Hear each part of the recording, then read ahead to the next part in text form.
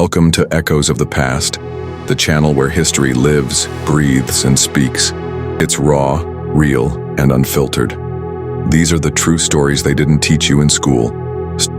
If you love real storytelling, ancient warfare, African kingdoms, biblical conflicts, philosophy of power, and the lost voices of the past, you belong here. Subscribe now to Echoes of the Past, because the past isn't dead. Africa was not a jungle. Empires, spiritual traditions. The story of Ireland's long and blood-stained road to independence begins in the shadow of the 12th century. In 1169, Norman knights landed on Irish shores at the invitation of a warring Irish king, but their arrival marked the first step towards centuries of English domination. The Normans brought with them stone castles, fortified towns, and foreign law, gradually eroding the ancient Gaelic order. By 1171, King Henry II of England had claimed lordship over Ireland, planting the seeds of colonial control. What followed was a slow tightening of the English grip, a patchwork of garrisons, land sieges, and loyalist lords. Yet in these early days, resistance simmered. The Gaelic clans still roamed their hills, defiant and unbroken, dreaming of the day Ireland would stand free again. By the 16th century, England's rulers sought to complete what the Normans had begun. Under the Tudor monarchs, Ireland faced brutal military campaigns designed to crush Gaelic resistance once and for all. The policy of plantation saw confiscated Irish lands handed to Protestant English and Scottish settlers, displacing native Catholics and fracturing centuries-old communities. Forests were cleared, castles burned, and ancient laws replaced with English rule. This was not just conquest, it was cultural erasure. The Irish language was suppressed, Brehon laws outlawed, and the Catholic faith pushed underground. In the eyes of the Irish people, England was no longer a distant overlord. It was an occupying force planted in their very soil. Defiance flared again and again.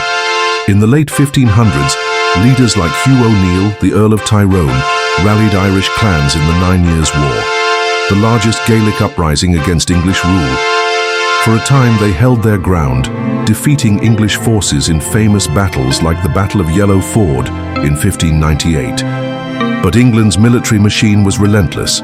Starvation, scorched earth tactics, and superior weaponry broke the rebellion. In 1603, O'Neill submitted to the English crown, marking the collapse of the last great Gaelic resistance. The flight of the Earls soon followed, as Ireland's noble leaders sailed into exile, leaving their people leaderless under foreign domination. In the mid-17th century, Ireland faced its darkest hour. Oliver Cromwell's army landed in 1649, unleashing a campaign of terror unmatched in Irish memory.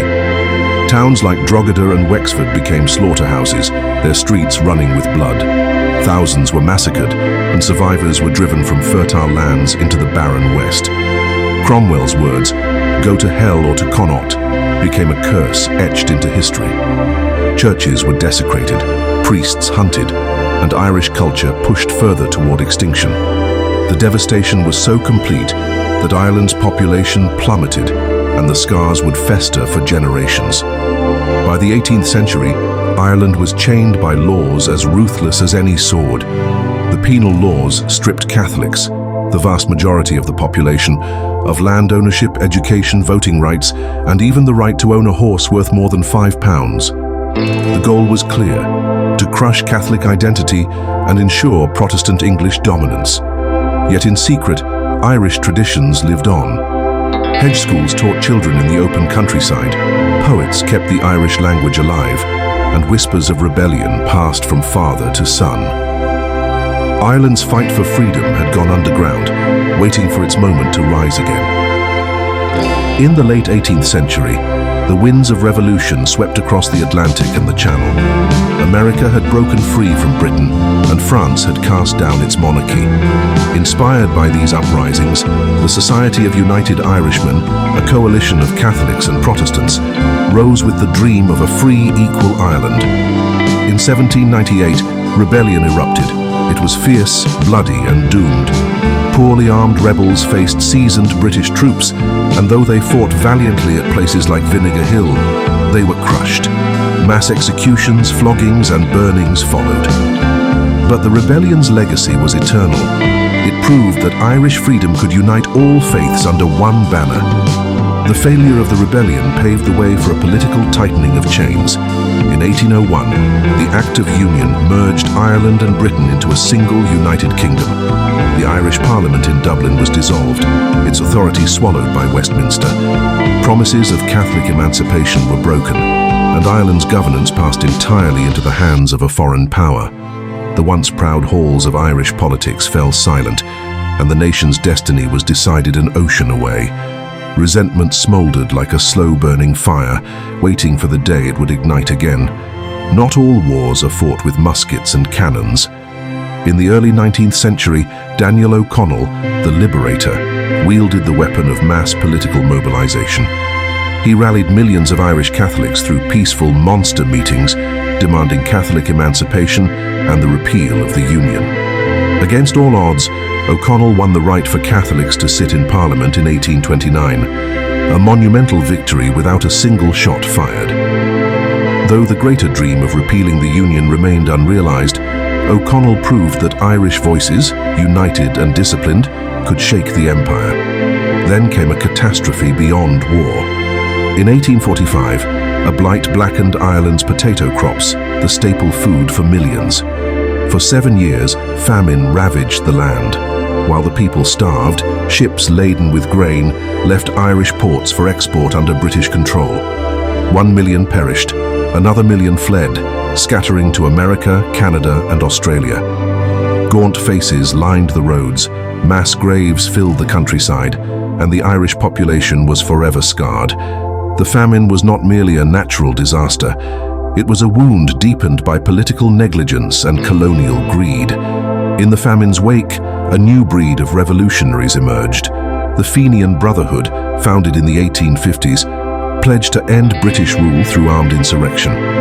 Operating both in Ireland and among the Irish diaspora in America, they smuggled weapons, trained fighters, and launched daring, if often unsuccessful, uprisings. Though their rebellions were crushed, their existence kept the ember of armed resistance alive, inspiring future generations to believe that freedom could be seized, not begged for. By the late 19th century, the fight shifted to the soil itself. Tenant farmers, crushed by high rents and evictions, rallied behind the Irish Land League. Led by Charles Stewart Parnell, they waged a campaign of boycotts and political pressure to wrest control of the land from absentee landlords. The British government fought back with arrests and coercion, but over time, land reforms were forced through. The ownership of Irish land slowly began to return to the Irish people, a crucial step toward national independence. The late 1800s brought the Home Rule movement, the demand for an Irish Parliament under British sovereignty.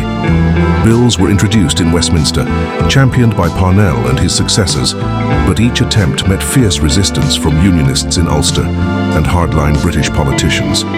By the early 20th century, the Home Rule Bill had passed, only to be suspended by the outbreak of the First World War. The dream of peaceful self-governance was once again delayed, and frustration was boiling over. On Easter Monday, April 24, 1916, Dublin awoke to the sound of gunfire. The Irish Republican Brotherhood, joined by the Irish Volunteers and Citizen Army, seized key locations across the city. Outside the General Post Office, Patrick Pearse proclaimed the Irish Republic. For 6 days, rebels fought against overwhelming British forces, turning Dublin into a war zone. Artillery fire reduced streets to rubble, and civilians were caught in the crossfire. When the rebels surrendered, their leaders were executed, martyrs whose deaths ignited a nationwide hunger for freedom. In 1918, as the First World War dragged on, Britain attempted to impose military conscription on Ireland. The move was met with fury. Mass protests swept the country, uniting nationalists and even moderates against British authority. At the same time, Sinn Féin, a nationalist political party once considered fringe, surged in popularity by promising an independent Irish republic. In the December 1918 election, Sinn Féin won a landslide and refused to sit in Westminster, instead forming their own parliament, Dáil Éireann, in Dublin. The declaration of an Irish Republic in 1919 sparked open war. The Irish Republican Army, IRA, under Michael Collins and others, launched a guerrilla campaign against the Royal Irish Constabulary and British forces. Ambushes, assassinations and raids became the order of the day. The British responded with the Black and Tans and auxiliaries, notorious for their brutality, burning villages, executing civilians, and spreading terror. It was a war of shadows, fought in the streets and the countryside, where every hedge and barn could hide a rebel or an informant. In July 1921, exhausted by war and under international pressure, both sides agreed to a truce. Negotiations in London produced the Anglo-Irish Treaty. Ireland would become a self-governing dominion, the Irish Free State, but remain under the British Crown, and 6 counties in the north would remain part of the United Kingdom. Michael Collins called it the freedom to achieve freedom, but to many it was a bitter compromise. The seeds of civil war were sown. Ireland's greatest tragedy was that the struggle for independence turned inward. Pro-treaty forces led by Michael Collins fought anti-treaty Republicans who rejected the settlement. Brothers became enemies, towns changed hands in days, and the young Free State bled itself. Collins himself was killed in an ambush in 1922, and by 1923 the anti-treaty side laid down arms. The cost was devastating. Independence had come, but unity was shattered. Through the 1920s and 30s, the Irish Free State struggled to heal. Land reforms continued, the economy slowly stabilized, and Gaelic culture was revived. In 1937, a new constitution renamed the country Éire and asserted greater independence, though it still remained in the Commonwealth. The dream of a fully sovereign republic was close, but not yet complete. In 1949, Ireland took the final step, declaring itself the Republic of Ireland and leaving the British Commonwealth entirely. The tricolour flew proudly over Dublin, and for the first time in centuries, no foreign crown claimed dominion over the Irish state. Yet the partition remained. Northern Ireland stayed under British rule, a lingering scar on the national soul. The story of Irish independence is one of centuries-long endurance, of battles won and lost, of famine and exile, of poets and fighters who would not yield. The Republic stands today as a testament to the resilience of its people. Yet the island remains divided, and the question of unity endures. The ghosts of Vinegar Hill, the GPO, and Michael Collins watch over Ireland still, whispering that freedom is not a moment, but a journey that continues through every generation.